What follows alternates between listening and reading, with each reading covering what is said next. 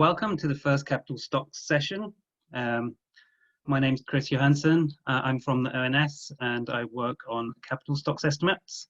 The format is going to be, we're going to have four 20-minute presentations. Immediately following the presentations, we've got 10 minutes for question and answers. If you want to submit a question, you need to use the QA facility. This can be done during the presentation or afterwards. And if, what will happen then is I'll read out your name, and then you should be unmuted, or you should be able to unmute yourself, and then you can ask the question. So I will look to keep the introductions brief, so I don't eat into people's time. I'm going to start with Kevin Fox, a professor of economics from the University of New South Wales, Sydney, and he's going to be speaking about measuring firm-level capital and productivity using Australian integrated microdata. Great, thanks very much, Kris. I'm going to try and share my screen now, and hopefully this works out.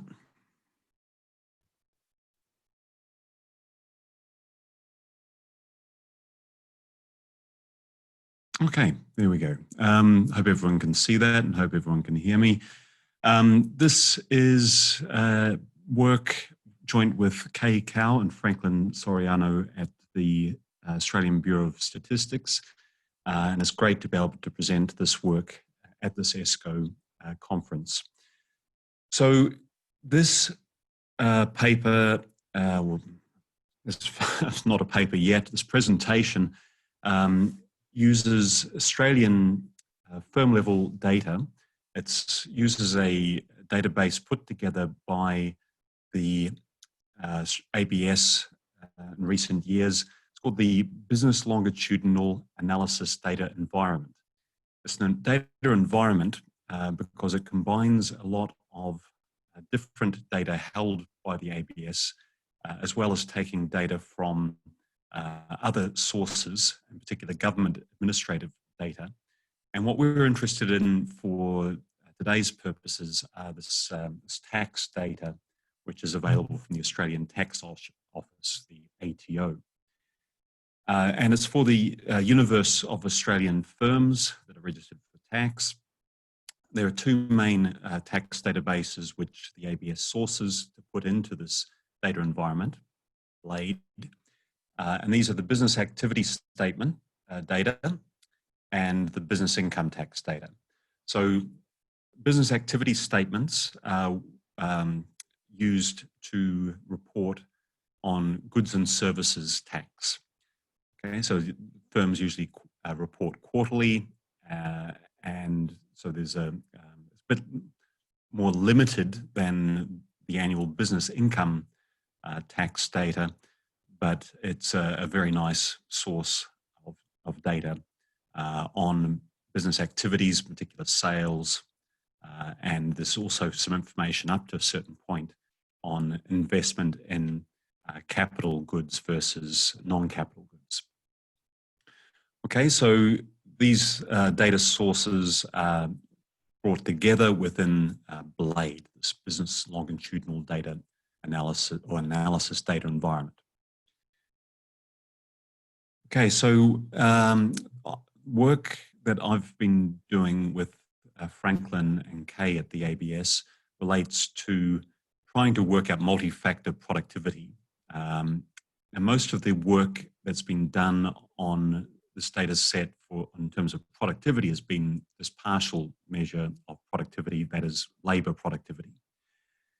There's demand from, in particular, the Australian Treasury and other government departments for more authoritative MFP estimates, multi-factor productivity estimates, and that requires a calculation of some capital estimates. So to do this work, it's been supported by Treasury and the Economic Data Analysis Network, which was part of the Data Integration Program for Australia, run by the Department of Prime Minister and Cabinet here in Australia. And I believe that's quite similar to what the UK is getting up with this ADK UK. All right, so we've got to try and work out some capital estimates in order to work out multi-factor productivity. But there are some problems with the data, and I'm just going to, on this slide, I just list 5 steps that we looked at to, or had problems, including problems we had to deal with in coming up with some estimates. So as with many firm level data sets, the data can be kind of messy. So we've got to weed out some missing values and zeros. There's goods and services tax adjustments that need to be made, and more on that later. And we need to bring in some auxiliary data, which is not available in Blade. There can be many problems with the labor data. Now, I started this work focused on trying to measure capital, and it turned out that I had to deal with a lot of labor problems along the way as well. In fact, there are 26 potentially problematic cases that we considered, and 5 are found in the data. And that affects quite a lot of the firms. There are also problems with, well, there were problems with the ANZIC codes. This is Australia New Zealand Standardised Industrial Classification Codes. This is how firms are allocated to industries and then more aggregate level divisions like manufacturing, agriculture, etc. So there are some issues around that, which I'll discuss a bit in a minute. Then we've got to deal with these problems, finally get around to calculating the capital input, deal with outliers, and finally construct the MFP estimates. Now, these are estimates that are calculated from the firm level up. The ABS already calculates some MFP estimates, and that's drawing on national accounts data mainly. And so we want to try and compare what we get at this sort of aggregate industry level with what the ABS gets from its standard data sources. Okay, so that's the sort of step-by-step what it's done in the analysis. That's a slide I don't need. Okay, so some challenges that came across. Well, these mentioned this problem with the Australia New Zealand Standardised Industrial Classification Codes. There were some mismatches between the codes and the ABS division codes, which I'll explain in a minute. Asset disposals are in gross output and hence value added. Negative value added is problematic in the construction of MFP, but very common using firm level data. There's lots of problems with labor data, and then finally we get to capital measurement. So I'm going to go through each of these issues. So in an early version of Blade that I've used for the empirical work which I've done here, what the ABS did was they backcast these ANZIC codes when a firm changed industries, but it effectively forwardcast division codes. So divisions, remember, they're things like agriculture, forestry, fishery, that aggregate level, and there can be more finely 4-level ANZIC codes that are much more finely specified, like sheep or cattle, etc. So what happened in the data is something like this.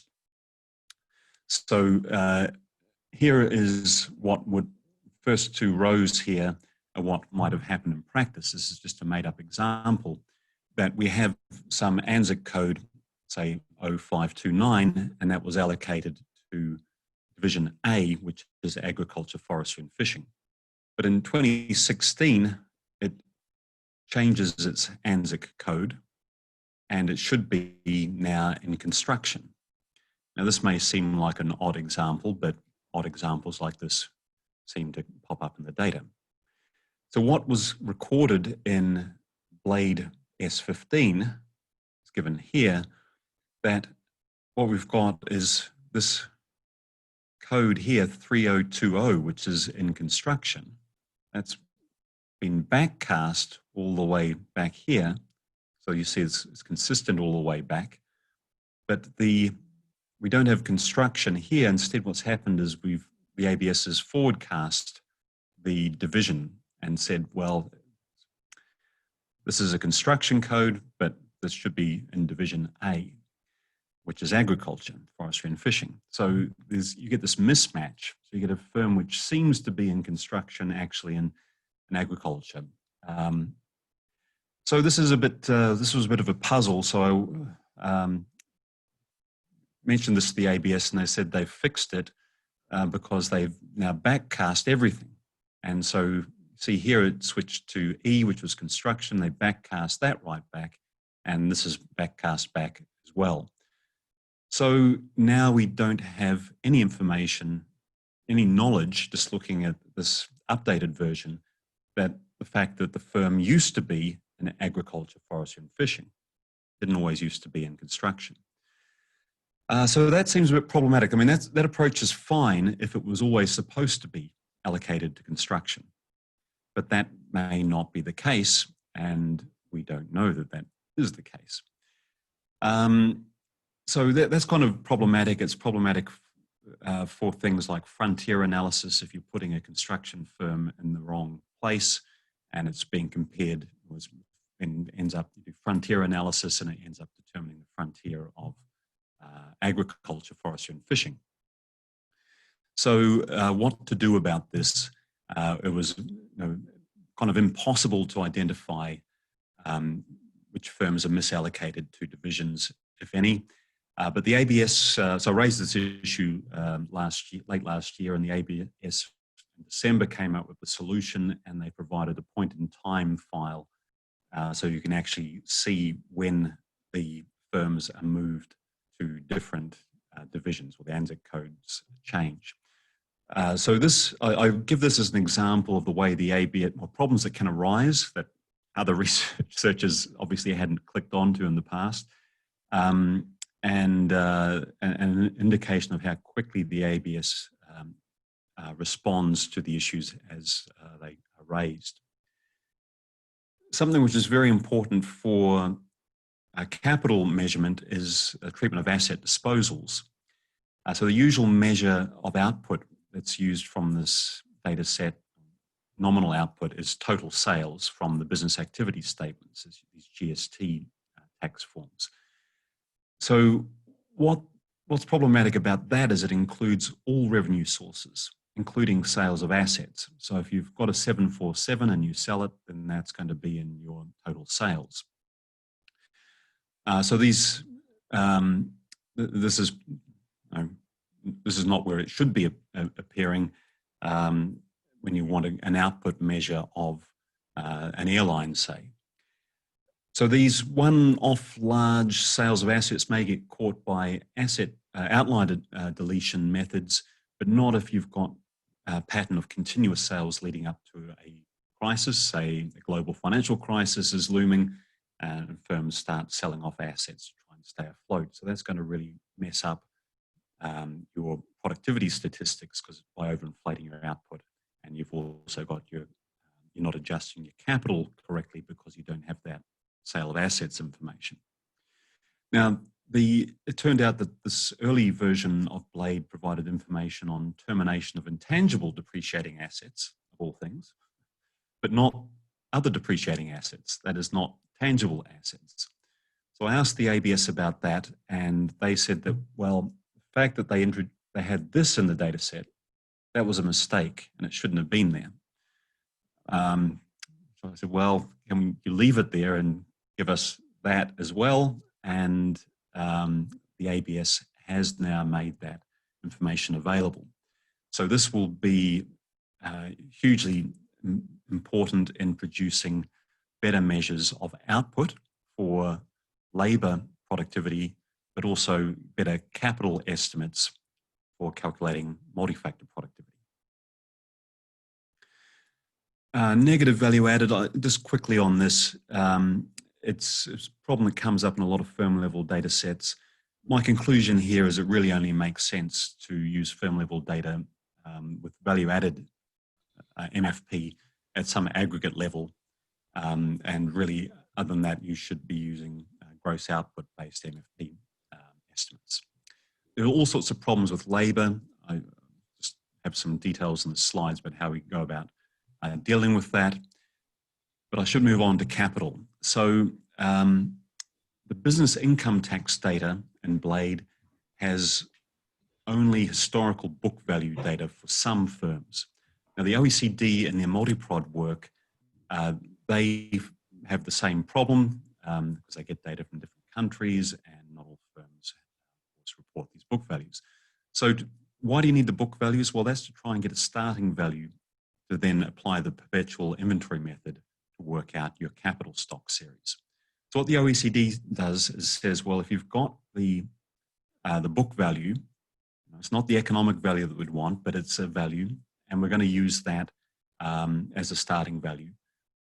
But if we don't have the book value, then we're going to use a combination of two methods. And then we're going to use these two methods, and then we're going to average them. Now, I tried doing this, and it found that it really changed the relativities and levels and growth rates across firms. And so I would prefer using the same method to get the starting value for all firms rather than having different methods, because that can mess up relativities. So what I did was use something which is the starting value is kind of a standard thing. This is what the ABS used to get their starting value, their capital stock estimates in their official MFP data cube. So I'm basically using that. Then perpetual inventory method. I use the standard user cost formula here, and then work out the user cost value. And then from that can work out payments to factors of production as wages plus user cost value, and then work out the labor share and capital share, which we need and what's coming up. I realize I'm getting short of time, so just quickly here, once we've got those capital stock estimates, dealt with the labor problems, various other data problems, work out value added MFP growth. I haven't done gross output yet, even though I say that's what we should be doing, because value added MFP is what's of most interest to policymakers, certainly in Australia and other places as well, it seems. Then got to weight up this, and that's where we use these payment shares to weight up to get the division level or an aggregate level. Look at different approaches to outliers, and we've found that the final results can be extremely sensitive to the outlier method chosen. I'm going to show some estimates in a minute. These are very preliminary, but I should point out there's a lot of ongoing work here, in particular because the ABS has been very responsive to the data issues that I've raised. I have to redo everything, and the ABS keeps on improving things, which is fantastic. So the work agenda now is to take into account the asset disposals now the data are available, so that'll affect capital and output estimates. Got to look at different aggregation levels and splitting things a different way, gross output versus value added, capital construction using the business income tax data rather than the business activity statement data, because the government tried to simplify the forms given to businesses, and now on these BAS forms, BAS forms, the firms don't have to declare the capital expenditures anymore. So we've got to try and do something else to get information constructing capital stocks for years after 2017, I think it is. Okay, also there was quite a serious GST issue. So this is the goods and services tax issue. The ABS noted it when they were trying to change the way they extracted the tax data. And this was raised at a technical advisory group meeting in December last year. We pushed them a bit to try and work out what the heck had happened. And they reported the resolution in March 2020 meeting, so again, very responsive. What happened was that on the tax forms, there was firms could indicate whether or not goods and services tax was included in their reported total sales or was not included, and that flag was not passed on to the Blade team. And so about 54% of the firms had GST tax, about a 10% tax, still included in their total sales, and the rest didn't. So that messes up a whole lot of stuff, and these data have been used in multiple government reports that have been used to inform policy, and including things like looking at markups and the extent of a whole range of issues, including informing studies on competition policy. So this is very unfortunate, but all credit to the ABS for resolving it quickly. They also fixed up some issues about treatment of extreme values. So in the end, only about 35% of the records remained unchanged. Again, it's good that the ABS resolved those issues, but every piece of policy work that's been done basically using the business activity statements really should be redone now. Okay, so there's also ongoing work with the ABS using these data. We've applied for some money here to try and advance this work, and it's looking at the role of trade and digital intensity in firm productivity and survival, particularly around the start of the pandemic, and we'll also be helping the ABS develop a graph-linked information discovery environment, which will make it easy for researchers to integrate data themselves and create their own bespoke data sets. And this will speed things up enormously, so we don't have to keep going back to the ABS and asking for things. Also help visualize the data a lot better. And I think I'm out of time, but to give you an idea of what things look like, here is a graph. I've basically put everything under the sun in here, but so this is a cumulative MFP and agriculture, forestry and fishing, so it ends up there in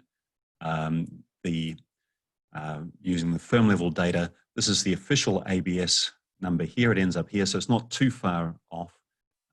Capital is around here, and FTE, or full-time equivalent employment, is this line here, and value added is up here. So that looks kind of reasonable. Unfortunately, it doesn't look kind of reasonable for some industries, but perhaps with the updated ABS data, we'll get more industries which look like this one here. Okay, so my time is up, I believe. Okay, yep, so we've got a question from Josh Martin. You should be able to unmute yourself in a bit, and if you can just state your affiliation when you ask your question. Thanks, Chris. Can you hear me? Yeah, I can hear you. Fantastic. Thanks, Kevin, for the presentation. We're doing some similar work on firm level productivity and capital at the ONS, and run into some of the similar issues that you had. My question was on starting stock values, although I've got a heap of other questions that I might pose to you in a break. For your starting stock assumption, you assume that it's sort of proportional to investment made in subsequent sort of periods, I guess. To what extent do you think that's valid? We feel that this is quite susceptible to the sort of volatility in the investment data. And in fact, starting stocks might be inversely proportional to investment, because if a business has got a nice healthy stock already, it might feel less need to invest in subsequent years. Whereas those with little stock might make more investment subsequently. And so actually you might be incorrectly allocating the starting stock using this approach. We use an approach that's proportional to employment instead, which we think is less than satisfactory, but also a slightly more robust approach. Yeah, so if I, so this is kind of what the OECD does in one of their methods, I believe. So you've got like the firm level labor. Oh. Okay, so it's kind of takes the capital labor ratio for the industry times the firm's labour, or in other words, it's the firm's labour relative to the total industry labour times capital. So that's the way capital gets allocated to the firm. Well, that's one way you can do it, but you could do that other ways, like you could do value-added shares rather than labour shares. There's no need to use that to do the allocation. So that seems a bit arbitrary to me. This equation here is closer to what is a standard way of getting the starting value. The only difference is this word here, average. But this is what the OECD does in their other method. So the OECD sort of averages this method here and a version of this one here. But what they do is they take out investment growth rate here and this divide by depreciation rate. I found that if you do that, then you get much too high a starting value. Now, why average? Why do they add that in? I mean, usually the thing is you just use investment in a period. Well, you can do that for an industry because that's going to be positive in any period. But for a firm, particularly small firms, they may not do any investment in a period. So the solution that the OECD said was, well, let's take an average of investment over the whole sample period that we have information on that firm, and say that's sort of, we'll just assume that that sort of average investment took place in the past up to the starting year that we have information for. So that's why I kind of follow them in using an average here. But I want to have the investment growth rate in there as well, because that's the standard solution you get for a starting value if you assume that depreciation and investment have been constant over all infinity. And that's the usual statistical agency approach. The difference between this and the statistical agency approach is that I think the ABS started their capital stock series using investment data from the 1860s, and yet their official series starts, I think, 1960. So they're able to let this run for so long that the starting value doesn't matter anymore. Unfortunately, we can't do this with firm level data. But I found this worked better than, say, this approach or the other OECD approaches. But we can talk about that more later.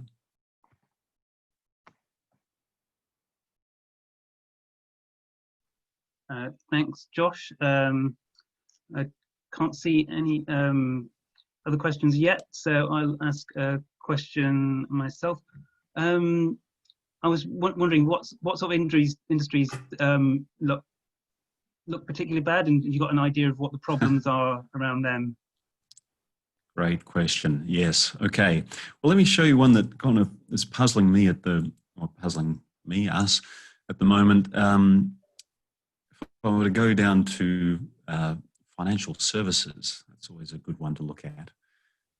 There we go. Financial insurance services. So the ABS series for multi-factor productivity is kind of this line here, and you see it's pretty flat, right? It just chugs along there. Now you might think, well, okay, that's reasonable. What do I get? Well, I get this huge hump here and then this big crash. Well, that looks kind of spectacular and possibly wrong. But then, the ABS looks kind of wrong as well, maybe, because where's the global financial crisis? Nothing happened here in the productivity of the finance insurance sector. So I think this is an example where, I think, with data enhancements and fixing up a few things, a lot of this hump here will disappear. But I don't know, I can't do anything about getting rid of this sort of flat productivity performance and financial and insurance services during the global financial crisis.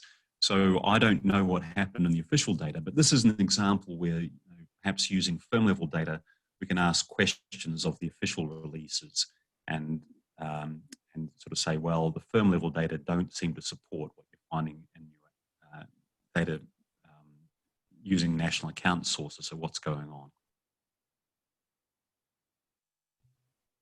Yeah. It's very interesting how looking at the firm level data and sort of the macroeconomic data look completely different. Yeah, they can do. Sometimes they coincide and then we think life is good. At times they should pass.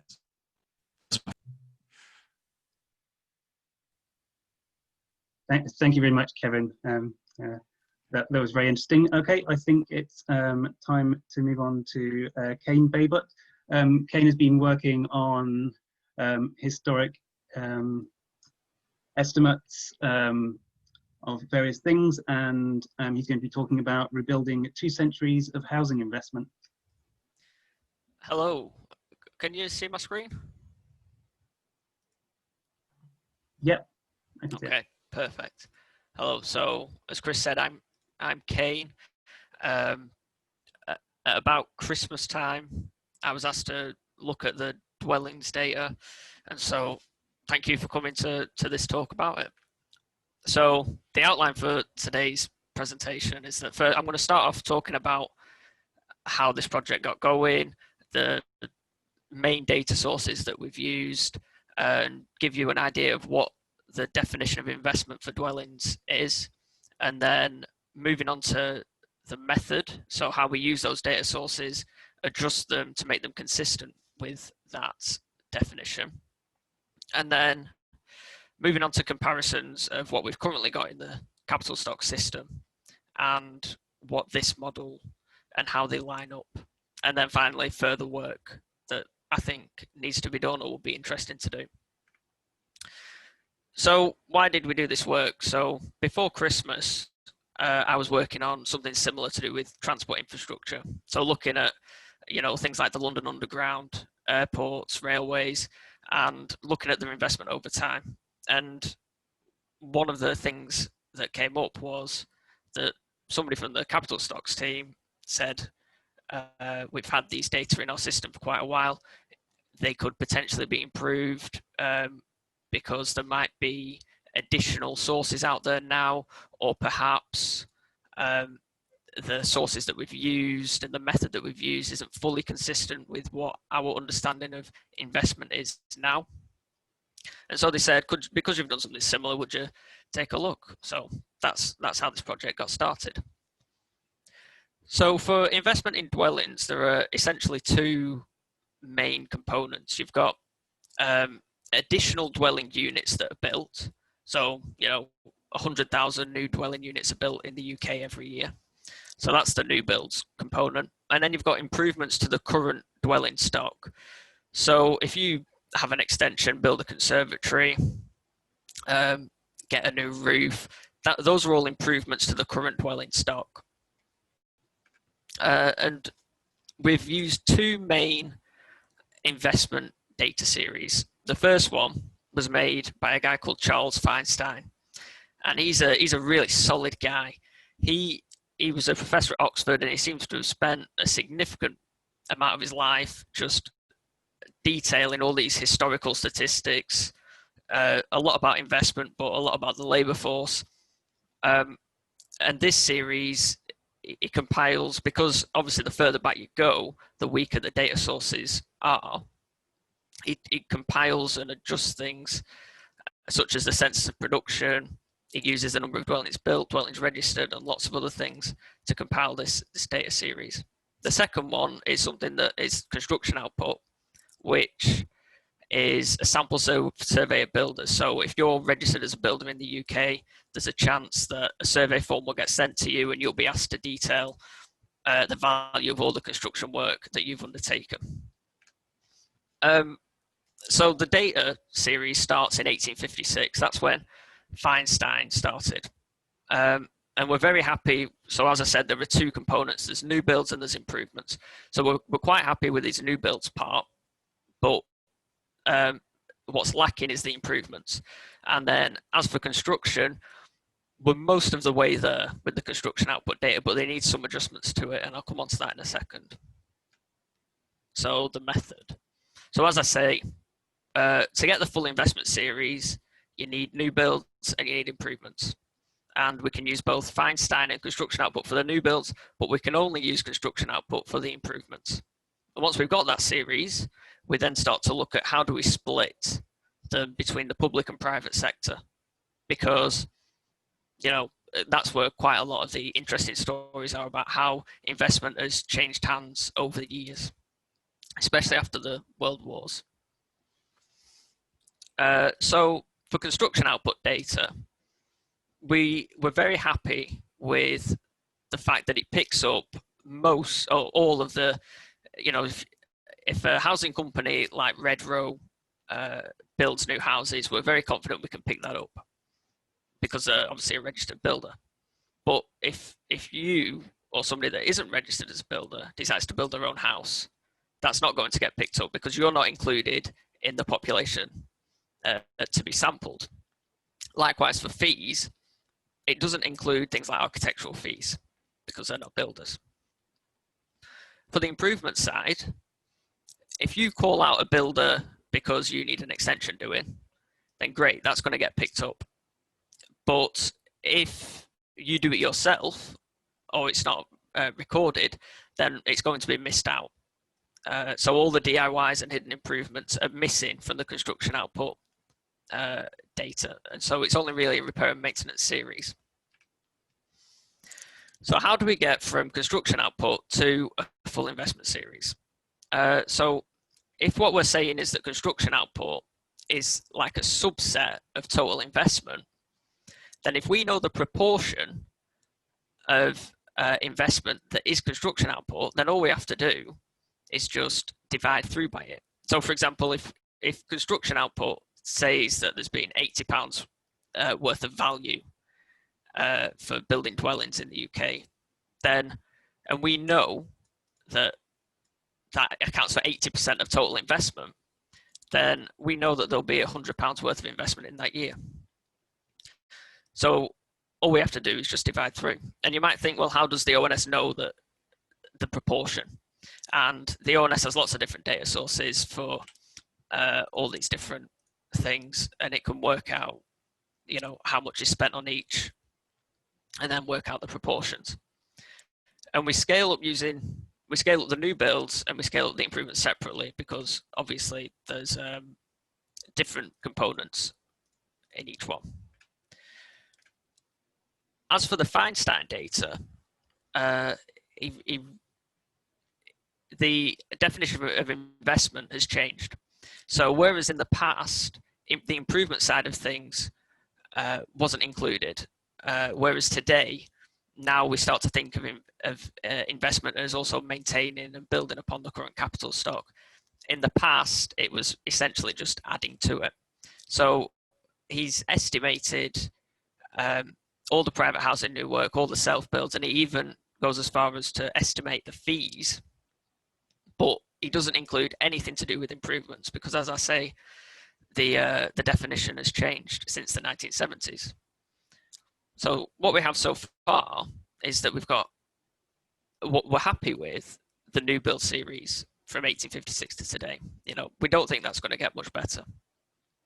As for the improvements, we've only got improvements going from 1955. So what did we do?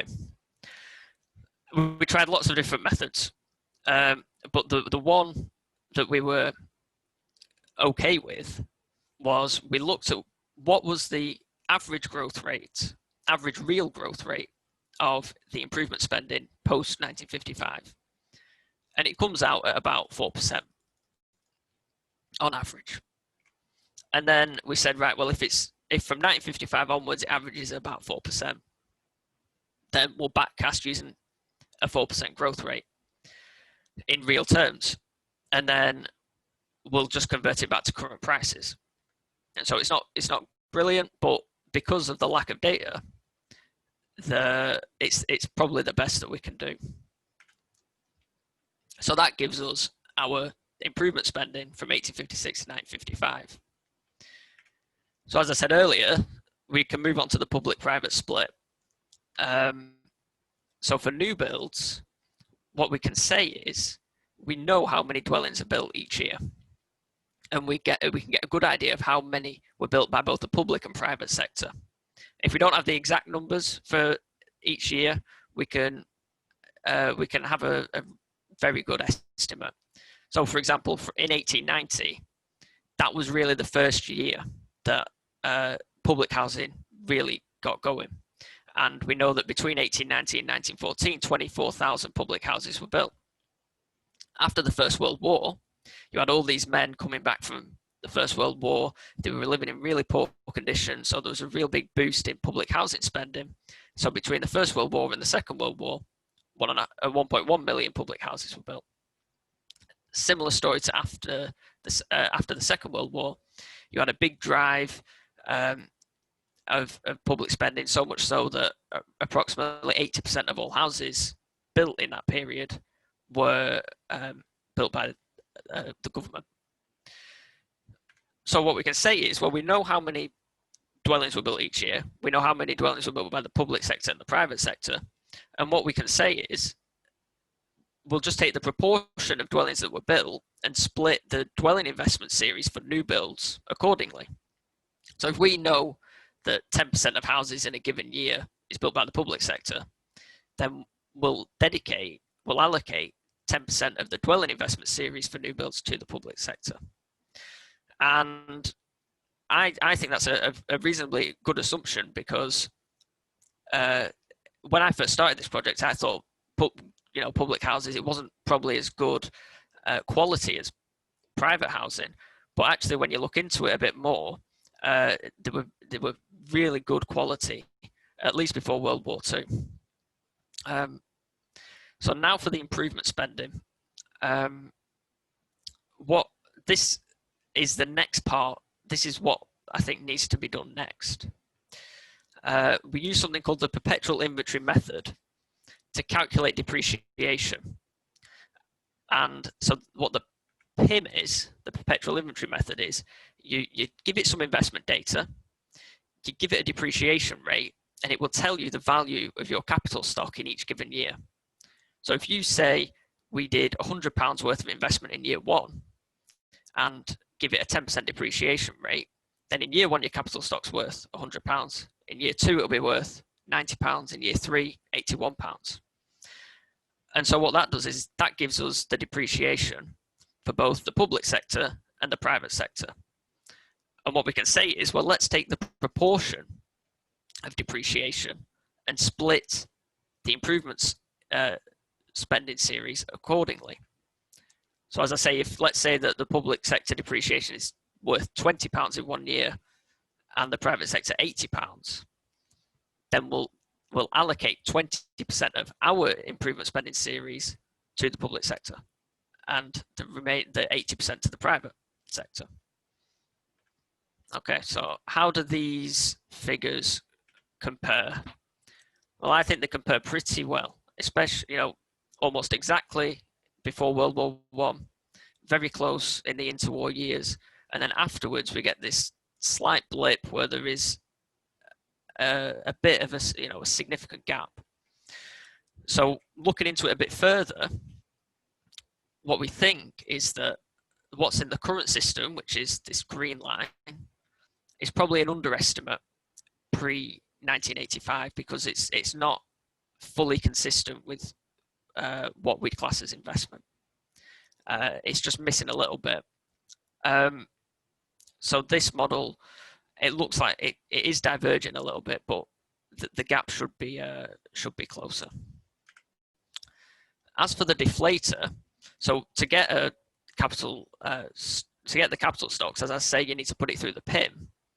That requires you to put things in constant prices, and so having this, the deflator is almost identical, especially after the World War I. It's almost identical, so that is very, very positive.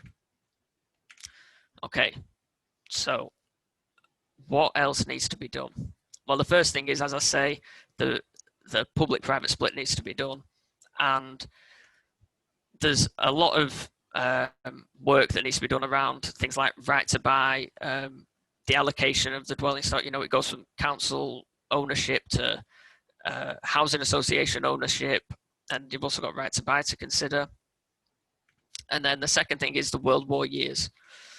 So on this bit, we've left out the World Wars because we're not too happy with the quality of the data in those years, because you had mass destruction from things like the Blitz, and there was also the data sources dry up in those years, and investments, almost certain to fall because spending gets allocated elsewhere. And then finally, we look at these new estimates alongside the other changes, and I think Kris is going to talk about this in his presentation, but things like changing the estimated asset life of dwellings, how that would affect the capital stocks.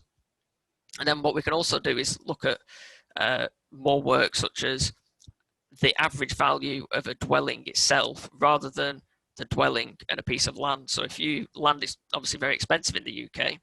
So if you buy a house for £200,000, how much is the actual house worth rather than the house plus the land that it's sitting on? And so there's a bit of work to do, but it's not insurmountable.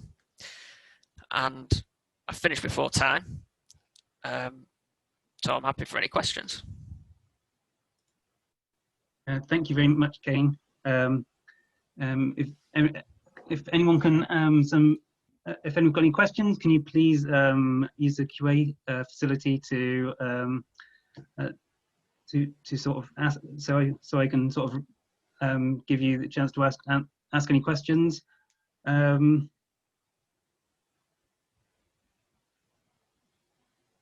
So I'll ask a question of my own to start with then. How much work do you think needs doing in terms of the public-private split? Is it just the end of the series where you've got massive transfers? Yeah, I'd say so, because once you've got the transfers,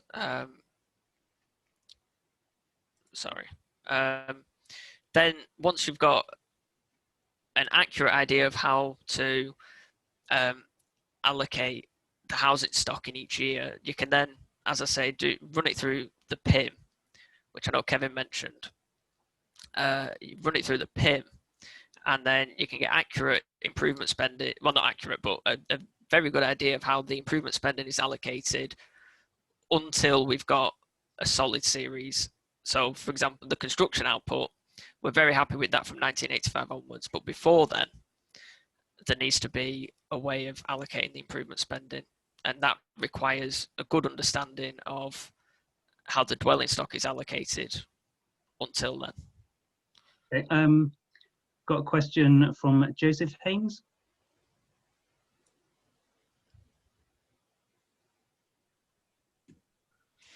Yeah, thanks. Just one quick question about the starting stock in 1856, 1865? 1856, yeah. Is that no, or did Feinstein himself make an estimate of what the existing housing stock was in 1865? So Feinstein, he has estimates. He even has estimates going back to the 1700s, but by that point they get so uncertain that I wouldn't be happy putting my name to it, or let alone ONS's. So what he has is an investment series. So he says that in 1856 there was, I think it was like £1 million worth of investment. He doesn't actually have the capital stock itself. He doesn't have the value of the capital stock. He just has how much was invested to maintain and add to the capital stock.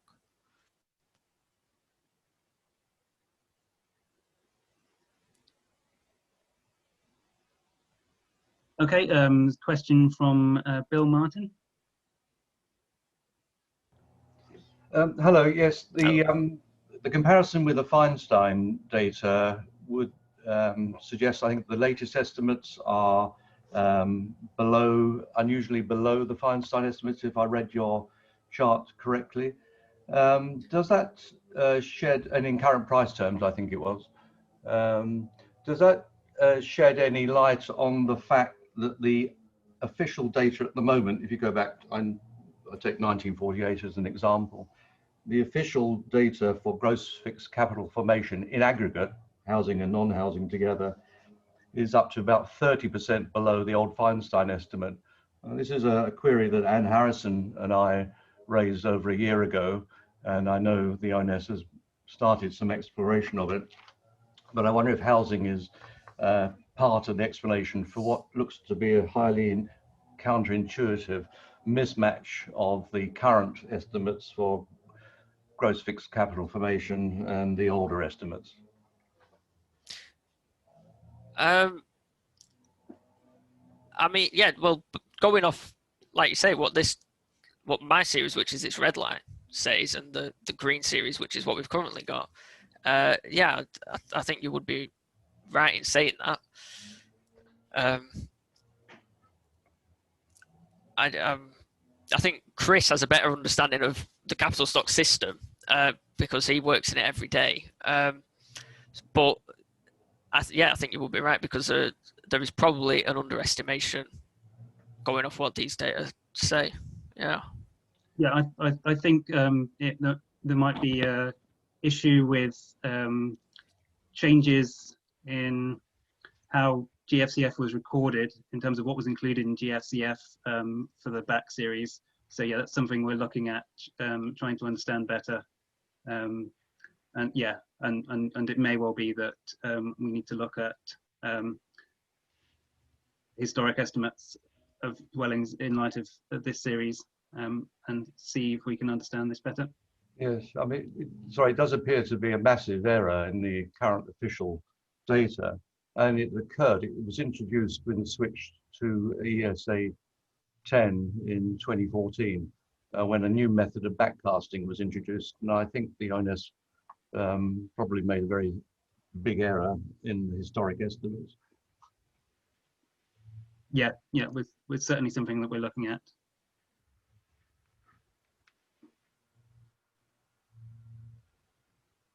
Okay, is there any more questions? I'll wait a bit to see if we have any in a short while.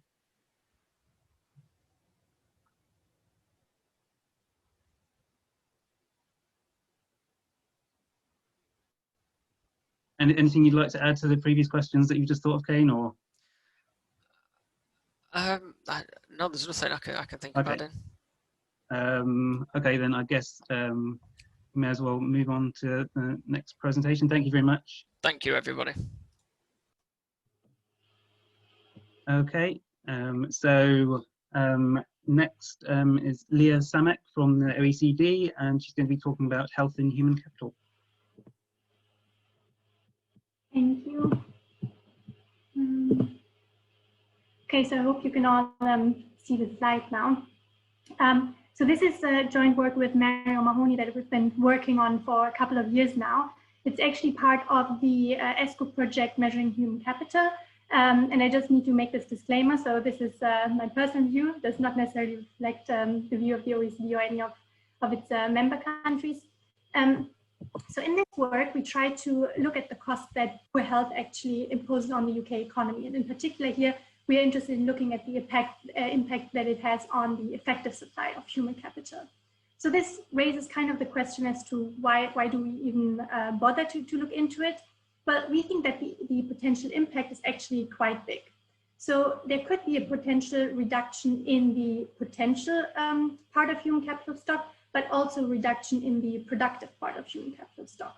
And the reason why we think so is when we look at the potential part of human capital, for instance, then we can see that, you know, if people are in poor health, then they are less likely to actually participate at work due to their poor health. And so we see that, you know, they might be absent in long-term illness or because they tend to retire earlier. But then there's also a second channel, and this is the potential reduction in productive human capital. And this is that some people are in poor health, but it doesn't prevent them from actually participating at work. However, if they participate and they're in poor health, then we quite often observe a reduction in the hours that they work, but it might also be that they actually work less effectively. And so this is referred to as absenteeism and presenteeism respectively. So the way how we try to address this and to kind of quantify this big impact that health potentially has on human capital is that we're actually using a 4-step procedure. So we start by looking at what health actually is and then how we can define it. And in particular here, we are interested in grouping health into two groups so that we get a population that is in so-called good health and poor health. And then the second step is that we want to see how health affects either the quantity of labor or the quality of labor. So when we look at the quantity aspect, then in particular here, we are looking at how poor health affect retirement decisions, and we actually model that. But then we also look at short-term and long-term inactivity and how this differs between people who are in poor and in good health. Then the second way, as I mentioned, is to look at this kind of quality aspect of labor. And so here again, I refer back to presentism, which I mentioned earlier, where we look at the effect that poor health has on hourly earnings. At the same time, we are also looking at how working hours may differ between people in good and in poor health. And once we have all of this information collected, we then put this all together in the existing framework that is widely used to construct human capital stock, but we have this additional health component in it. And I just very briefly want to give you an idea of some of the findings that we have, and then later I talk you through some of them in more detail. But generally the results show that overall poor health really leads to a reduction in human capital stock. And we see that in 2018, this is around 12%. But the results also show that there's actually a slight tendency to decrease over time. What we also find, and again, so I show this to you later on in more detail, is that actually most of this impact is driven by the inactivity of people that are in long-term illness or that retire beyond the age of 50. There's also quite a significant impact of poor health on earnings, especially among the male population. But what's very interesting is that actually this is not really reflected in a big reduction in our human capital stock measures. And this is mainly the case because people who are truly in poor health, they tend to be economically inactive. And then kind of another very interesting part is when we kind of disentangle the population, look at the effects of age and qualification in a bit more detail, then we can actually see that productive human capital stock is even reduced by about 45% for people that are aged 50 or older and that have a low qualification. So that these are kind of a snapshot of the findings. I'm not going into too much detail of how human capital stock is estimated. I think some people in the audience are already quite familiar with it, and the slides, they will be posted online anyway.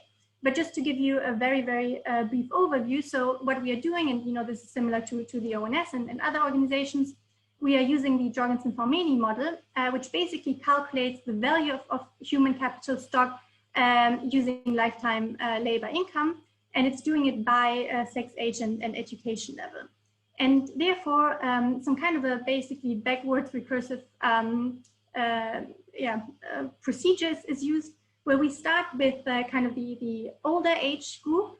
In our case here, we are really only looking at the working age population, which, by the way, we extended to the age of 69. A lot of other models, they stop at 64, 65. And then we kind of move or work our way down to the younger age population, bearing in mind that for the younger people, we also need to take into account that they are likely to be still enrolled in school. So we incorporate this into the model. And then the way how we get the potential human capital stock of the UK overall is we use the lifetime labor earnings that we have estimated by gender, age, and education. We sum this across the population. And so we get this one very big number. However, as I mentioned earlier, we're not only interested in the potential human capital stock, but also in the productive human capital stock. And so we basically take the lifetime labor earnings model that I described earlier, but we incorporate the employment rate. And again, so this is very, very standard to the literature. But the difference is that we now try to incorporate health in here. And so you see in orange this small h there, which I've added. So we actually have the kind of health adjusted employment rates. And the way how they are adjusted is mainly through the effect of health on retirement decisions. But then we also have income that varies by health. And so equally to the potential human capital stock, we also here simply sum across the lifetime labor earnings of all of these different groups so that we get the productive human capital stock. And then at the end, which I show you in the results section, we basically compare these two numbers to get a better idea of the role of health in here. So before I talk you through some of the results, I just want to give you an idea of how much work was actually behind in first of all, defining health, and then also getting some of the health aspects into the model. So a lot of the surveys, they use self-assessed health questions, which are very, very useful, but there's an issue with it. They are subjective. And there's a lot of literature which is suggesting that self-assessed health, or basically that people use self-assessed health as kind of a socially acceptable excuse. So they report to be in poor health in order to justify economic inactivity. And so we actually see that if we compare our health measure in the end with the self-assessed health measure in Understand Society and other surveys, then we see that generally the proportion of people in poor health is overestimated at the expense of the people in good health. And so the way how we construct our health measure here is we create a health index where we model self-assessed health as a function of more objective health measures. And so in the Understand Society survey, which we are using here, there are questions asked specifically if someone was diagnosed with, for instance, diabetes, high blood pressure, and so on. We also control for functional limitations. So again, there are questions which are asking, whether someone is able to climb stairs or get dressed in the morning and these kind of things. And so we model this, and then we end up with a health index here, which I've plotted, where you can see that the majority of people are actually in good health, and that's the case for women and for men. But now we have this health index, which is useful to use in our regression models later on. But ideally, we want to group people into good and poor health. And so we have some issues with that. First of all, basically finding a cut point here or threshold is quite arbitrary and subjective. But the other issue is actually sample size. So in order to do these lifetime labor earnings later on, we need to group everything, by individual age, by qualification, by gender. And so we deal with quite small cell sizes. So we need to have basically a proportion of people in poor health that is still big enough to give us some information. And so what we decided to do is to actually work with two different thresholds. So we are looking at the bottom 10 percentile of this distribution here. And we say that these are the people that are in poor health. And then we also look at the bottom 20th percentile, and this is where we can see a slight increase here in the figure. And we call that these people basically to be in fair health. And so we compare these two to the rest of the population, which we then define as people in good health. So once we created this health index, we actually use it in order to get some estimates on the retirement probabilities. And when we are doing this, we are also controlling for spouse characteristics, and this is including their health and also their employment status, mainly for the reason that we can see, a lot of the literature has found already, that these are decisions made normally between the couple. And so it's important to control for that. But the other reason is that, in order to really capture health or the health impact as a whole, we don't only want to capture the individual's health, but, also the influence that maybe the health of the spouse has. And for the same reason, we are also including controls on informal caregiving. And so in the Understanding Society survey, there are questions, whether someone takes care of someone outside of their home, inside of their home. And so we incorporate that. But I just want to highlight, so this is excluding childcare. This is really just taking care of, someone with a disability or elderly parents, for instance. And so when we are doing this, we actually get some estimates which show that men in poor health are around twice as likely to retire than men in good health. Than men in good health. And the ratio is slightly lower when we look at women. Obviously, when we now distinguish between the poor health and the fair health, again, we see slightly lower ratios for men and women in fair health. But I'm not really going into any detail here for today's presentation. I focus mainly on people in poor health versus people in good health. And so now the third step is to look at presenteeism in more detail. And so here we look at the effect that poor health has on hourly wages, and it means wage regression. We are aware, so there are a lot of indigeneity issues. We find that selection bias is evident among the inactive population. So we try to really control for this as much, or address it as much as possible. So for instance, we are using house ownership, we are using young children as exclusion restrictions for men and women respectively. And so what we end up with later on is we can see here on the right-hand side that women who are in poor health tend to have around 16% lower wages than women in good health. And for men, this even increases to 21%.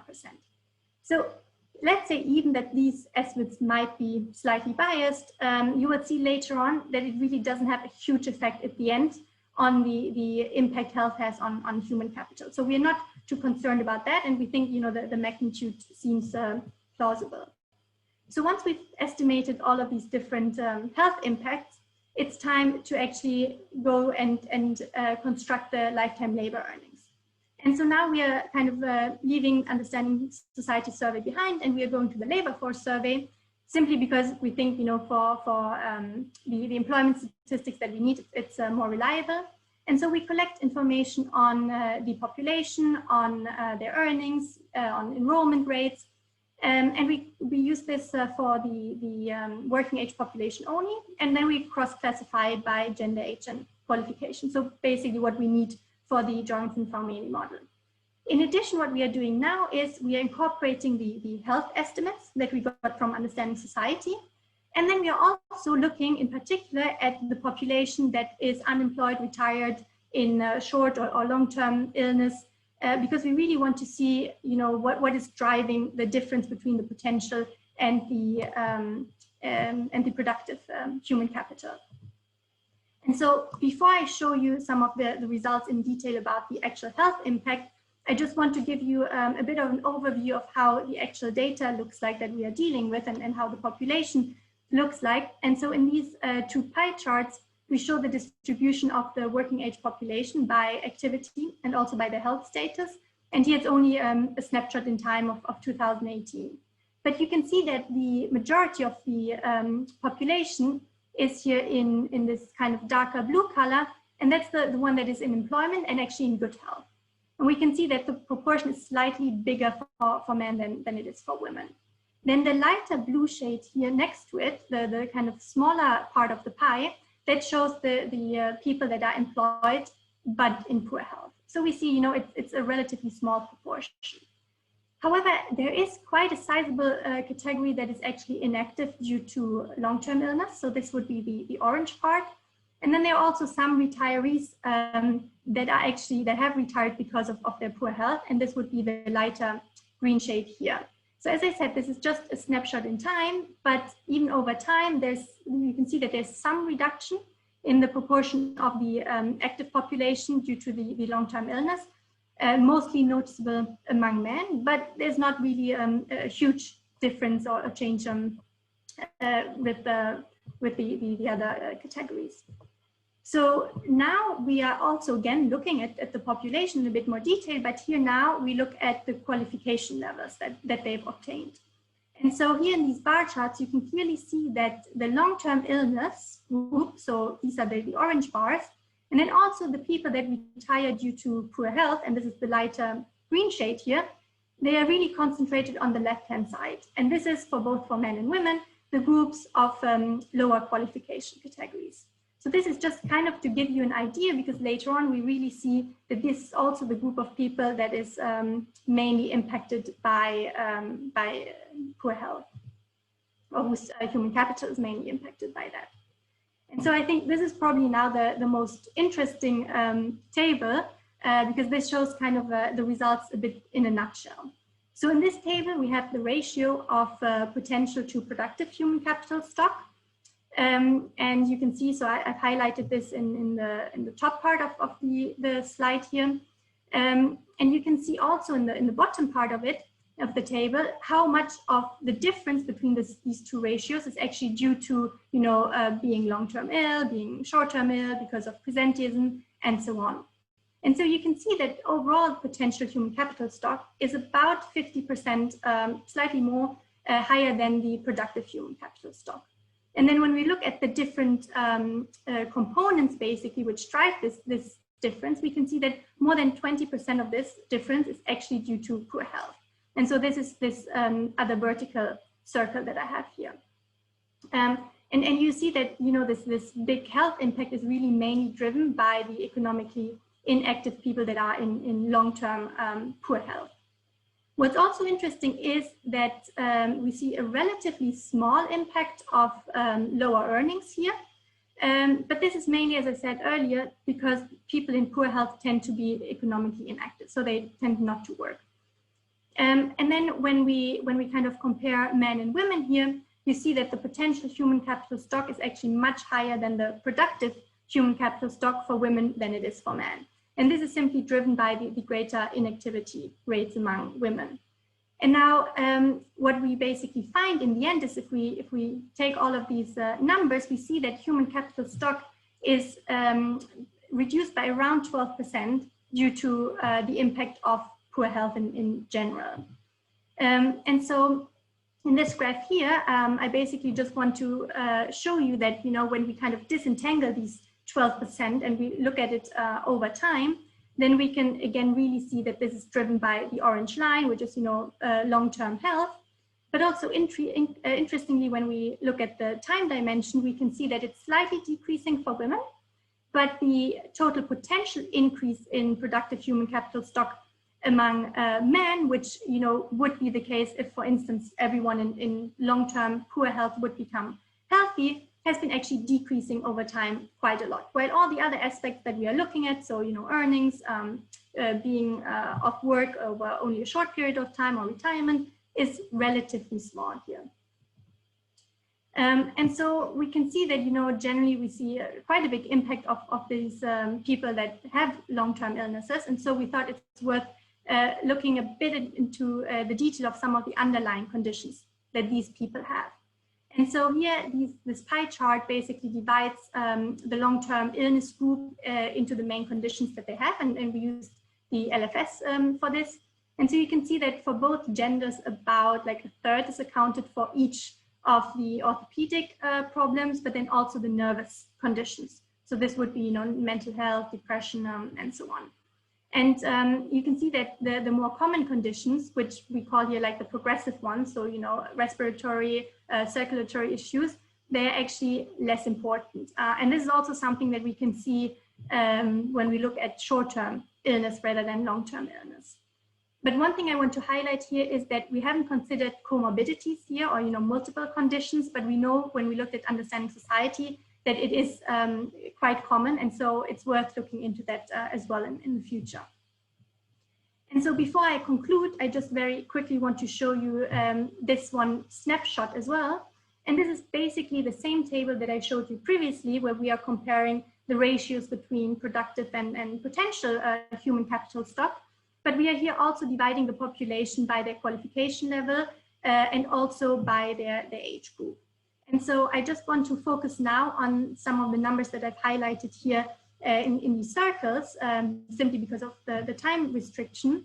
But you really see that it seems the biggest contribution of health to human capital, which has the biggest impact, is really among the older population and the population with low qualification. And even when we look within these low qualification groups, you know, we see that there's a slightly higher contribution or a higher impact among the elder one. But as I said, so I really want to emphasize the big impact or the big difference we see here between the qualification level, which is quite striking.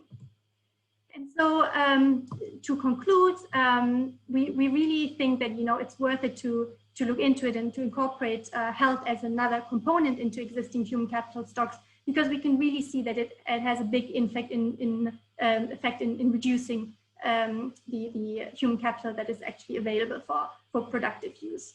And you've seen that this is mainly driven by the inactivity of people that are in poor health. We can see that the effect among the working people is relatively small, but again, this is simply because they tend to be in better health. And we could see also, you know, in the previous slide that generally poor health is concentrated in those with lower qualifications, and therefore they are also the ones where we can see the higher or the biggest impact of health. Having said that, we think that we are quite conservative with these estimates, simply because, for instance, we haven't really taken into account any possible spillover effects, which, you know, could happen from someone who's in poor health to someone who is in good health. And equally, we're also thinking, Mary and I, how we could maybe incorporate COVID into the existing framework. And there are actually some quite straightforward ways how to do it. So for instance, we could change the survival rate that is used in the lifetime labor earnings.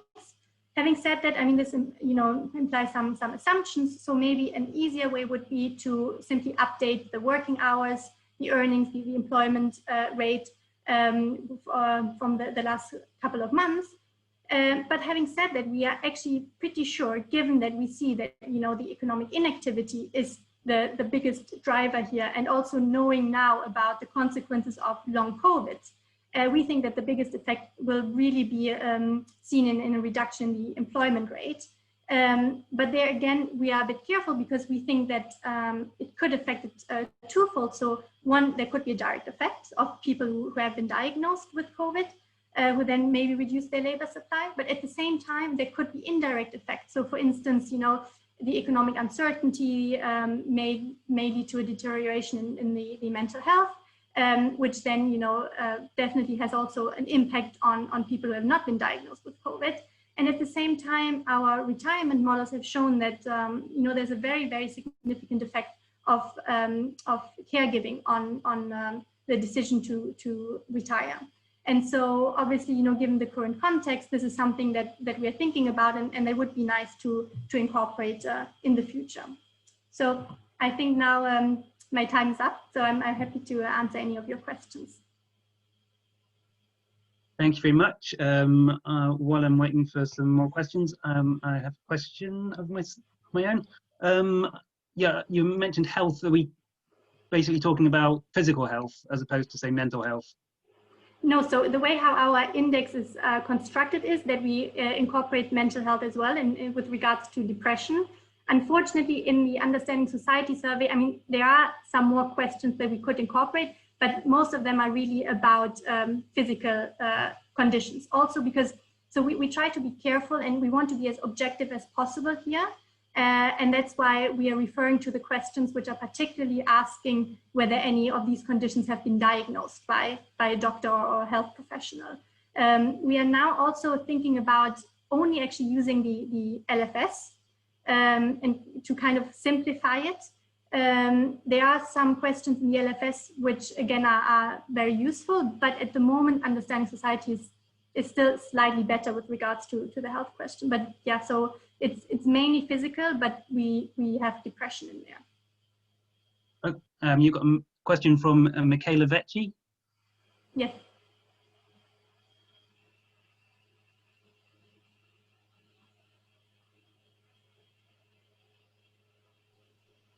Hi. Hi. I think you can hear me now. Hi, Leah. Just a quick question. We hear a lot about mental health. Do you see in your data an increase in the impact of mental health over time in your measure of human capital? Yes. So we can see this. I mean, the problem is, so we try to get a very broad measure of health, which is why we constructed the health index in the first place. But we can see, if we look individually at the data, we can see that there has been a rise in the diagnosis of depressions, for instance. Yes, definitely. And also in the labor force survey, we can see this. So what we call the progressive conditions, we can see a rise in there as well over time. Okay, thank you. You're welcome. Got a question from Georgi Vasilev. Sorry if I mispronounced your name.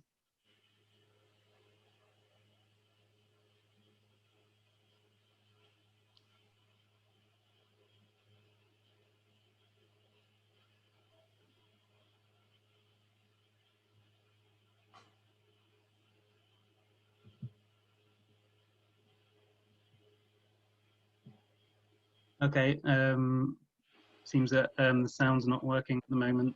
I think I can see the question probably. Okay, yeah, that's yeah.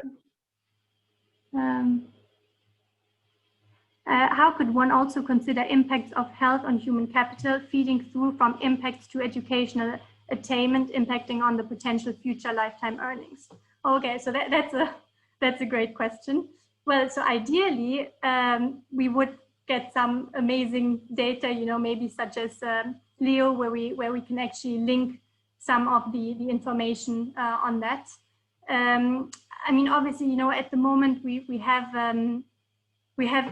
education or qualification in there, but it's not really linked with the health information. There are two separate components in there. So ideally, I mean, I think it's a very difficult question, to be honest, but I think ideally would be something to have a look at some of the transitions if we can link data there. At the same time, I mean, maybe there's a way how the lifetime labor earnings could be, like the model, actually the framework could be adjusted. So for instance, one thing that Mary and I were also discussing was it would be good, for instance, right now, we don't really control for any potential transitions in and out of poor health. So ideally, you know, this is also something that we would want to do. And we can see that clearly in the results, right, that there's a very, very strong link between the qualification and health status.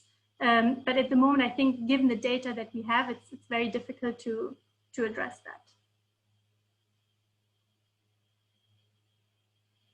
Okay. I had another question in terms of you said that inactivity explained quite a bit of the difference between men and women. Could you expand a bit about the causes of that? Well, yes. So let me have a look if I can go back to the slide. Let's have a look. So yeah. So if we look at this one here, so I mean, generally so when we look at inactivity as a whole, I mean, one big issue is simply that, you know, the people who are like truly in poor health, they don't participate and they don't really provide any labor in the first place. So it makes sense that, you know, we see the biggest impact here. Basically one of the explanations why we see a bigger impact among men than among women, which we can see here, you know, so we see 12.4% rather than 19.7%, is something. So I mean, it would be basically just guessing what the explanation would be. But we also, I mean, there are other studies which find that, you know, men tend to use health more as a justifiable excuse for not participating in the workforce, rather than women tend to use other reasons, you know, so quite often they don't participate. Let's say one reason might be childcare, they would mention childcare rather than, you know, being long-term ill. So it is, again, going back a bit to the subjective measure of that.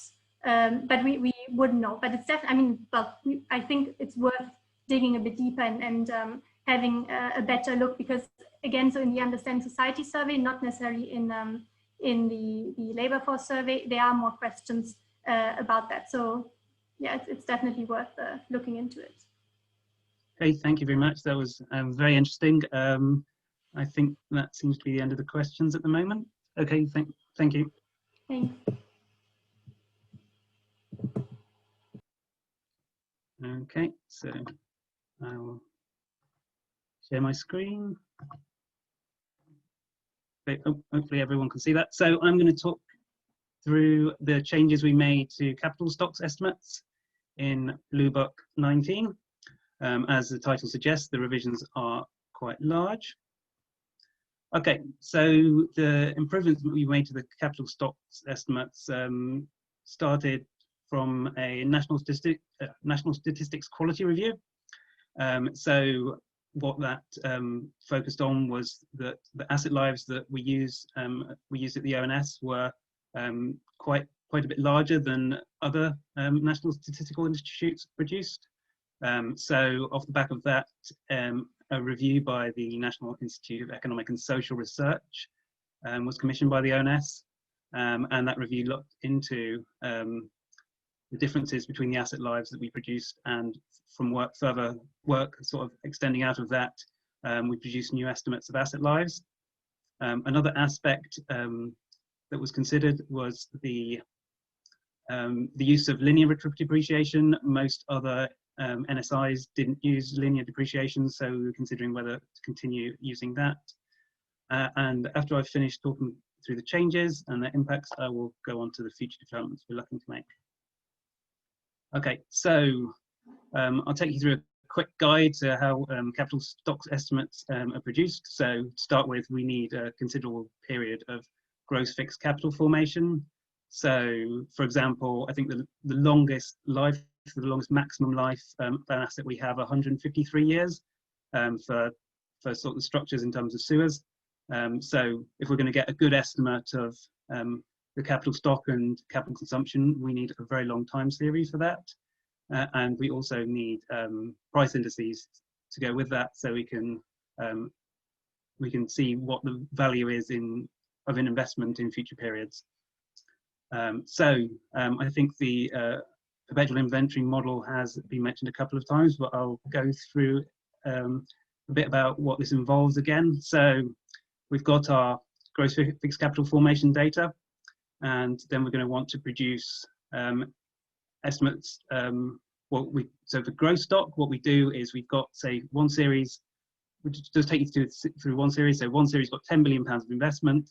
We've got a retirement profile, and say that retirement profile says in 10 years' time, 80% of that investment is still productive. Not productive, still around. It's not been retired. Then we'll have £8 million of gross stock. Then we need to look at depreciation, so we can produce a net stock estimate. So we'll combine our retirement function that we have that said after 10 years, 80% of it is still not being retired, and combine it with depreciation. So for example, maybe that says only 40% of the initial investment is in the net capital stock, and the flow over time from period to period is the depreciation to give us capital consumption estimates. So as I'm sure you can imagine, given that that asset lives are a parameter that determines how long each investment is going to live for, how long it's going to remain in the net capital stock and be used, it's of vital importance that our estimates of asset lives relate to how long an asset is actually used for. Okay, so I'm going to go through with you how we produce the new estimates of asset lives, the changes from what we previously had as estimates for asset lives, and impacts of these changes. Okay, so this is the building life cycle method that was used. What we've done here's an example with dwellings. We've looked at the different components in a dwelling. So you've got very long-lived parts of it. So you've got groundwork and foundations, which we expect on average to last for about 80 years. And we've got aspects of the home that don't particularly last long. So you've got kitchens and bathrooms we expect to last for 15 years. So in order, as we don't have a breakdown of what different aspects of the dwelling, we look to produce asset life for the dwelling itself. So we use the various costs of the components of the house, and these provide a weight. So we weight each component's minimum, mean, and maximum asset life to produce a minimum, mean, and maximum for a dwelling. So we've produced an estimate here of 50 years. Okay, and that compares to a previous estimate of 59 years. As you can see, the previous estimates are from some time back for a lot of assets, coming back from 1964. So quite a lot's changed since then. And dwellings very important in terms of the net capital stock. It counts about 40% of it. So the reduction of 9 years has a significant impact. Previously, we recorded other buildings, other structures, and land improvements as just one asset. Now these have been broken down into other buildings, other structures, and land improvements. That's why the old lives are all 65 years and don't change between them. Looking at that, having a look at them, we've used the same sort of similar building life cycle model using the various components of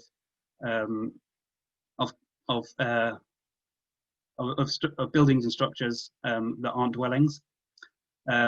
These do vary by industry. These are just in this table, just the sort of average for each structure, so they do vary from this sort of mean estimate. And you can see there's considerable revision to other buildings estimates, and these are a lot lower than what we had before. Not all estimates of asset lives are reduced. So, for example, transport equipment, the asset life estimate has been revised upwards, and telecommunications equipment. Okay, so we have these new estimates of asset lives. In order to sort of implement them, what was done is we use the blue line. So we've used the previous estimate of asset lives from further back, and then we've gradually changed the asset life for the new period.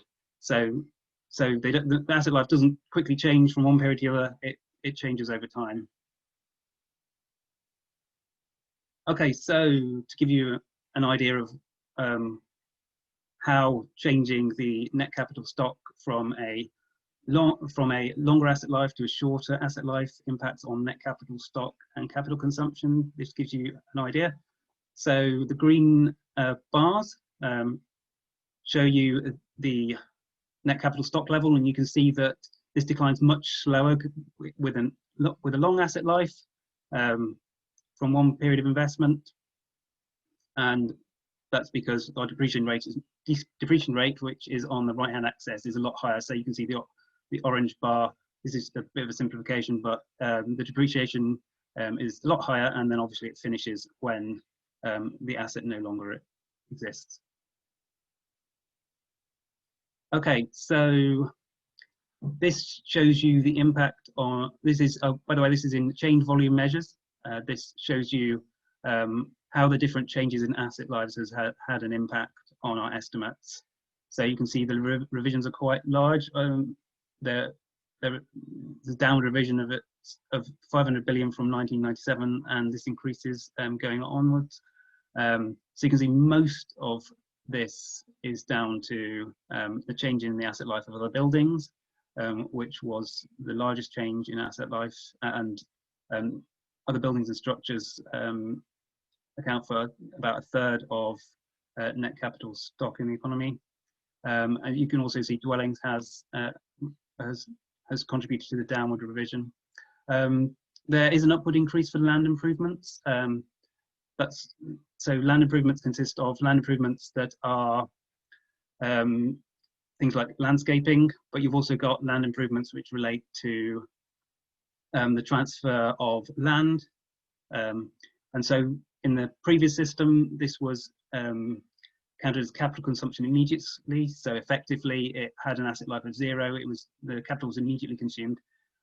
This was revised to 15 years after looking at how long properties tend to be transferred. So it lasts in relation to how long you expect to own a property before selling it again. Moving on from the change in asset lives to looking at depreciation. I'll quickly take you through age efficiency and age price, and then we can go through the different methods: linear, hyperbolic, and geometric. So an example of the difference between age efficiency and age price is a light bulb. So say a light bulb lasts for 10 months. Its efficiency doesn't decline. It works perfectly fine for the whole of its life until it eventually doesn't work anymore. And from the age efficiency, you can derive the age price. And this is the example of, but this obviously, the age price depends on various parameters that you're using, but this gives you an indication of how it will look in comparison. So in the top left-hand corner, you have linear age efficiency profile. That's what the ONS was previously using. In the top right, we have a hyperbolic. So hyperbolic means that the asset's going to decline faster towards the end of its asset life. Most other countries move to using this before the ONS, and we've now moved to using hyperbolic age efficiency and hyperbolic age efficiency profile even. But these differ between assets. So buildings tend to decline much later on. So their the efficiency isn't lost very much to start with, and then it tends to lose its efficiency much more at the end.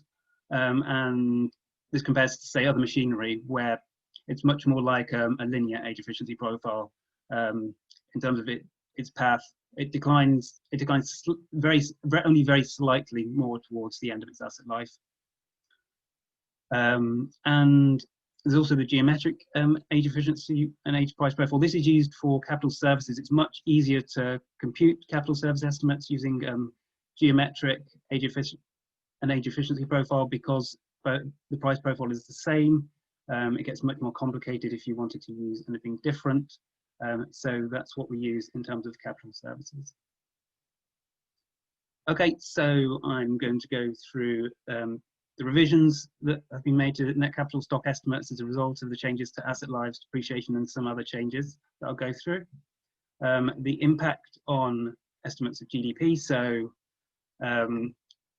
capital stock estimates impact on GDP for the non-market sector. So where a sum of costs approach is used and the input is the same as the output, revisions to capital consumption will impact on GDP. So because we've reduced the asset lives, we've increased estimates of capital consumption, and as a result, this has increased estimates of GDP.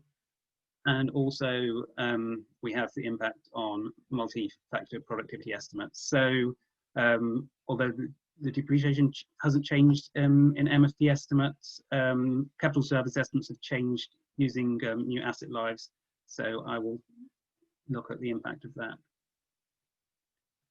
Okay, so this shows you the revisions as a result of the different changes made. So you can see that the largest impact is the change in asset lives. Again, these are change volume estimates, and this has caused the majority of the change. And as shown in the previous slide, it's resulted in downward revisions to net stock as capital depreciates faster.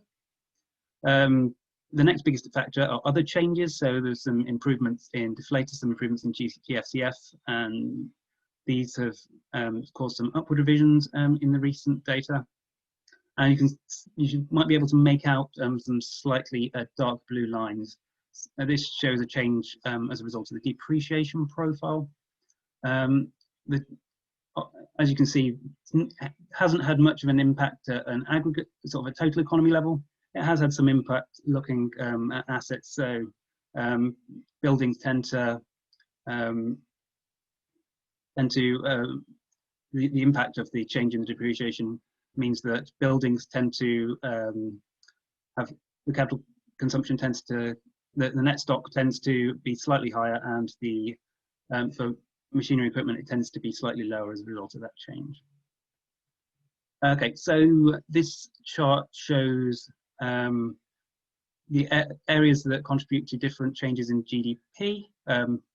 The grey bars are the capital stock changes. Oh, this is in nominal prices, by the way. And you can see that the capital stock is the largest revision. You can see these numbers are much smaller because we're talking about capital consumption and we're only talking about the non-market sector. So these revisions are much lower than the previous slide, which I'm talking about over $500 billion even.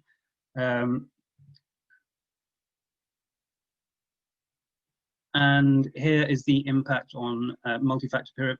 Oh, sorry, this is not the impact on multi-factor productivity. This is the latest estimates of multi-factor period productivity, and you can see from 2012 onwards they have some capital shallowing. So the previous estimates didn't have capital shallowing. They continued from 2011 onwards with some moderate capital deepening. So that's sort of revised the estimates of multi-factor productivity. So understanding how what's causing changes in labour productivity. So now it's attributing that instead of the effect of capital being that it's slightly deepening and leading to sort of improvements in labour productivity, it's actually leading to slow labour productivity growth. Okay, so yeah, we're looking at capital stocks estimates and trying to evaluate these against other sources to see areas where we can improve.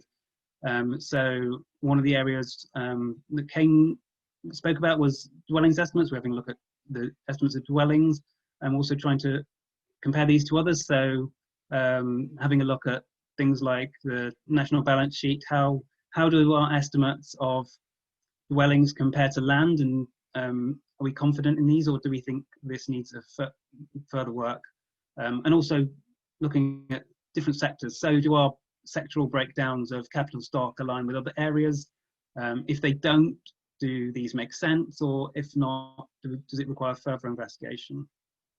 So we've also looking to update our quality, methodology, and information documents. So bring this into line with the changes that were made for Blue Book 19 and sort of flesh these out a bit more, so it's a bit more transparent how capital stocks estimates are produced, and maybe we're looking to share things like the code that we use when producing these estimates. Another step we're looking is to further align our estimates with capital service estimates. So there are some small areas where we're inconsistent, so it's a case of looking to iron them out to make sure that where we can avoid areas of inconsistency, we don't have these anymore. And we're looking to set up a user group. So if anyone's interested in that, please email capstocks@ons.gov.uk. Okay, that's me finished. I wonder if there's any questions. Yeah, I think I'm supposed to take over as chair here, Kris. So just reminding everyone, if you've got a question, type it in the Q&A facility down the bottom there. And we've got one there from Joseph Haynes. So Joseph, would we unmute Joseph and get him to read his question? Yeah, I may have misunderstood, so correct me first. The life expectancy for telecommunications equipment at the ONS is now 18 years? So when we're talking about telecommunications equipment, we're talking about these are mainly sort of in the telecommunications sector. So we're not talking about a telephone, for example. We're talking about sort of more things sort of in the infrastructure. Yeah, but that's the ESA category of telecommunications equipment, right? Because at Statistics Netherlands, we recently put our life expectancy for telecommunications to 4 years and reduced it from 5 years to 4 years because of technological change, saying that companies get rid of their telecommunications faster. So it looks like there's either a huge difference between telecommunications equipment in the UK and the Netherlands, or that either the UK or the Netherlands has got this completely wrong. Yeah, I think it might be worth sort of looking into this further and maybe getting back to you in terms of seeing, seeing the work done on the estimate produced and see if there's any differences that are leading to this, or where this difference comes from. Yeah, maybe it's the Netherlands that has this completely wrong. But it'd be interesting to justify why there's such a big difference. I think that's definitely very interesting to look into, but yeah, where these both come from and understanding this a bit further. Thank you very much. I think Josh Martin would like to contribute something. So can we unmute Josh? Oh, thanks, Kevin. I was just offering to come in and give a bit more background to that, if that's useful. I sort of led the work with colleagues around the methods development for this, and those of you who were at the 2018 ESCoE conference might remember a presentation with my colleague Joe Murphy on these methods. Just around telecommunications equipment, as Kris was saying, the vast majority of the value of these assets in the UK are the assets owned in the telecommunications industry. So the boxes on the sides of the roads, those bits of the infrastructure that provide the services. Telecommunications assets owned by businesses like phones and fax machines are a very small fraction of the value of that asset class. For computer hardware, which is distinct from telecommunications equipment, and it's not always split out in those two categories, but we do split them out. So computer hardware does have an asset life of about 5 years, but telecommunications equipment, as it says here, is much higher, but that also disguises underneath it a lot of variation by industry. So I think in the telecommunications industry, the asset life for telecommunications equipment is about 20 years, and in every other industry, it's something like 7 or 8, I don't remember exactly. Hopefully that's helpful. Thank you, Josh. Perhaps I could ask a follow-up question on that. So I was wondering about the differences between industries. So something like transportation equipment, I would imagine the asset lives are much shorter in, say, transport and logistics than in retail. So have you done, do you look at the differences across industries of all these assets, or? Yeah, so for example, in sort of, when we're talking about industry that's mainly going to have ships or aircraft, these are going to be a lot. They're going to be longer than 15 years. So I think about 25 for ships, and something maybe slightly shorter for planes. I can't remember exactly. And for, I think for industries that sort of might use sort of road vehicles, I think they're more around 10 years. So yeah, these vary quite a bit by industry. Okay, are there any other questions? Well, I've got another question then. So you've got dwellings on the slide there, so it goes down by 9 years. Other buildings from 65 to 37, so that's a fall of 28. Does that mean that buildings are not made like they used to be made back in 1964? Yeah, I guess it's not surprising that buildings might not be made to live quite so long. Yeah, I know lots of people, everyone that I speak to that's sort of involved in the construction industry seem to put me off buying any new built house anyway. But yeah, it might suggest that that's the case, that yeah, that buildings aren't as built to last so long. Right, and you mentioned land improvements there. I can't remember if you gave any explanation about why you got that huge 45-year reduction. Okay, so yeah, that's really because land improvements were bundled in with other buildings, other structures, and land improvements together. So they all just had an asset life of 65. You couldn't break them down. So it's not really. It's really that in the old asset life, land improvements was sort of part of it, but part of the overall asset life, rather than having a separate breakdown for that. Right. Okay. Okay. Yes. Josh, can we get Josh back? He's got something he'd like to contribute on this.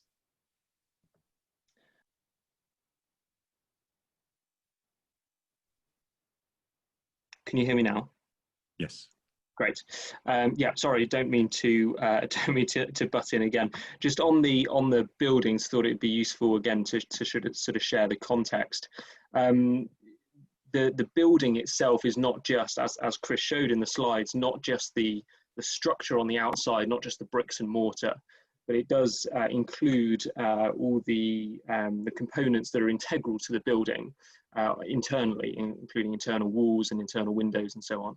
And one of the trends that we identified through this work was a very large increase in the types of short-lived components that are integral to the building that sort of came into fashion post-war. And one of those actually in particular was air conditioning. So increased usage of air conditioning and of other sort of sanitary and ventilation installations within a building, which have a reasonable value in contrast to the building as a whole, and those have asset lives that are far shorter than the bricks and mortar, does drag the average down, and it is the overall average asset life for the building that we're interested in, not the sort of the life of the longest lived component. So while the foundations and the bricks and mortar might have an asset life of, 60, 80, 100 years, some of those other components, which are also part of the value of the building, have much shorter lives, and then you get the average there in the middle. Great, thanks, Josh.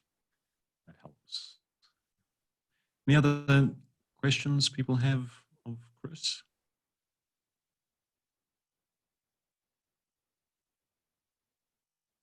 Well, Kris, you weren't exaggerating with the title. Revisions don't seem to come much bigger than this.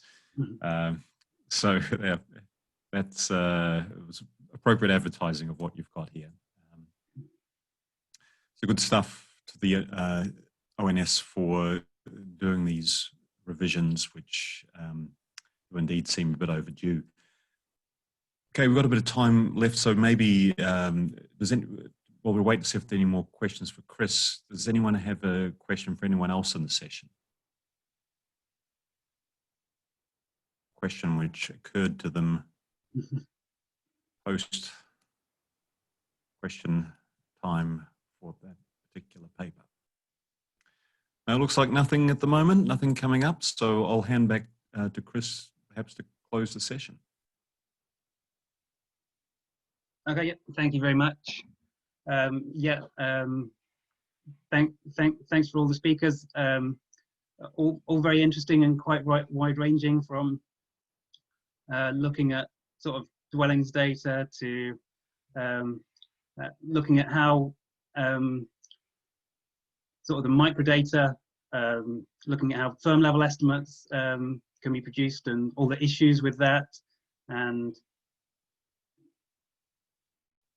how they contrast to sort of your macro estimates, and then looking at particular issues. So looking at how health impacts on human capital.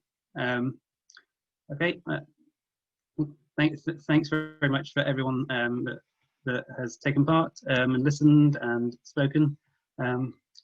I think we'll stop there. Thank you.